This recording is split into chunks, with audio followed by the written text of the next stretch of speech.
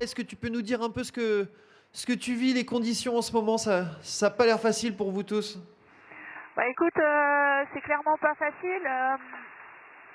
Là, écoute, je navigue dans un vent de 25 à 30 nœuds, donc 6 à 7, avec une mer qui est tout petit peu de travers, qui est pas facile à négocier, mais à la limite, maintenant, j'ai envie de dire, ça va beaucoup mieux qu'il y a quelques heures, et les dernières 48 heures étaient vraiment infernales. Là, la mer était très très difficile et les vents très instables. En fait, le vent pouvait descendre à 15 nœuds pendant 20 minutes et puis d'un coup monter à 30 nœuds. C'est bien que c'était très difficile de trouver la bonne voilure. J'ai essayé plusieurs fois de changer de voilure et c'était vraiment pas... Ça n'a pas toujours été une réussite. Donc vraiment là, je viens de vivre 48 heures au niveau des conditions qui sont vraiment pas chouettes. Et pourtant, Isa, quand on regarde la carto, t'es dans le bon wagon, t'es dans le premier groupe, ça doit faire du bien de voir ta position.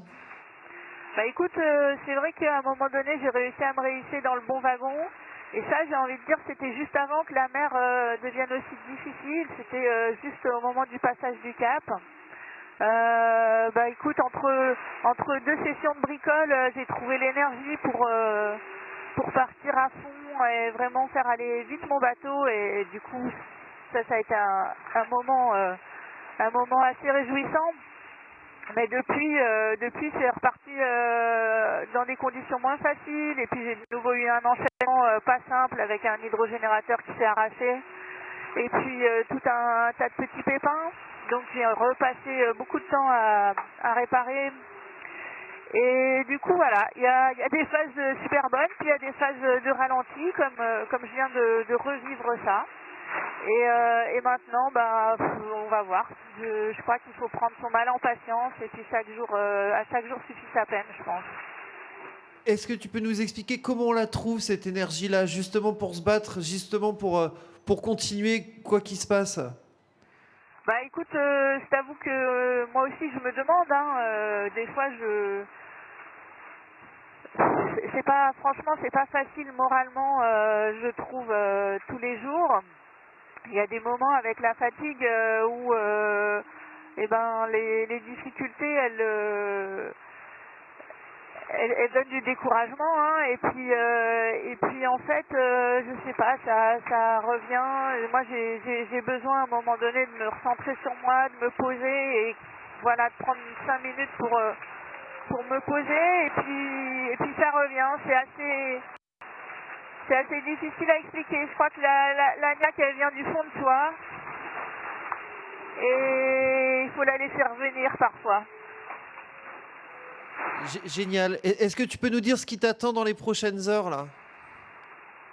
Et ben là je fais route vers la limite des glaces. Pendant quelques heures, je vais naviguer comme ça et puis je vais être contrainte d'empanner, déjà pour pas franchir la, la zone interdite et puis parce que le vent va tourner. Donc là, en fait, je navigue en arrière d'une dépression, donc dans des températures assez fraîches. Et il y a une dépression qui revient par derrière et donc je vais me retrouver en avant d'une dépression. Donc là, les conditions vont changer. Le vent restera toujours aussi fort, mais la mer sera probablement plus facile à manier et les températures vont s'adoucir.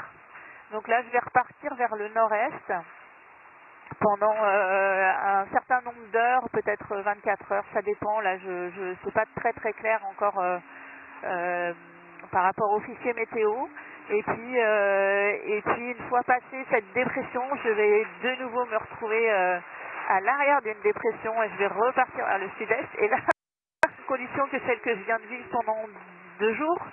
Donc voilà, je suis curieuse de voir si les mers du Sud, ça va être ça pendant 30 jours ou si je vais avoir droit à un peu de répit. Isa, tout à l'heure, on a eu Sam Davis qui a tenu à dire qu'elle avait une grosse pensée pour toi.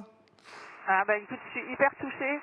C'est vrai que avec Sam,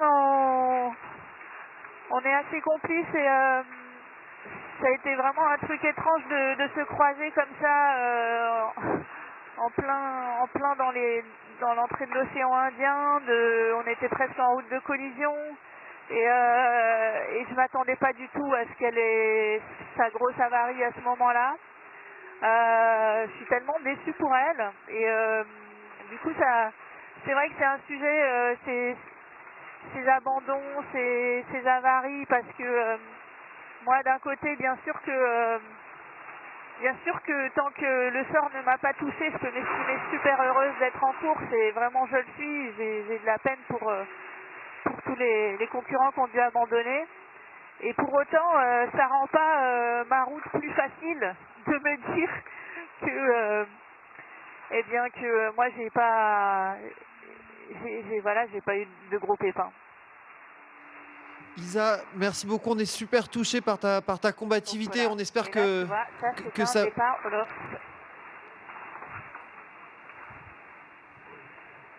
Est-ce que tu peux nous montrer un peu. Est-ce que tu peux nous montrer.